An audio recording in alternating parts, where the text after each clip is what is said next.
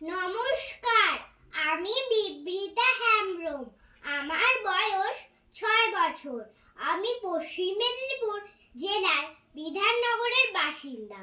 আমি সর্বভারতীয় সঙ্গীত ও সাংস্কৃতিক পরিষদের আয়োজিত অনলাইন সাংস্কৃতিক প্রতিযোগিতা ২০২৫ এ অংশগ্রহণ করছি। আমি এখন একটি আবৃত্তি বলে শোনাবো। আবৃত্তির নাম ভয় পেও না, কবি সুকুমার রায়। ভয় পেও না, ভয় পেও না, তোমায় আমি মারবো না, সত্যি বলছি।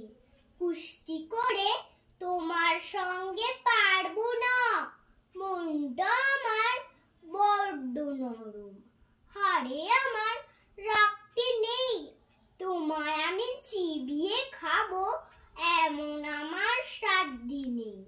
মাথায় আমার শিং দেখে ভাই ভয় পেয়েছো কতই না, জানো না মোর মাথার ব্যারাম কাউকে আমি গুতোই না।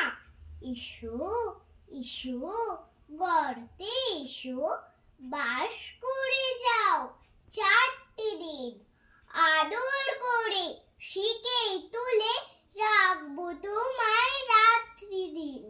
হাতে আমার মুগুর আছে, তাই কি হেথায় থাকবে না, মুগুর আমার হালকা এমন, মারলে তোমায় লাগবে না।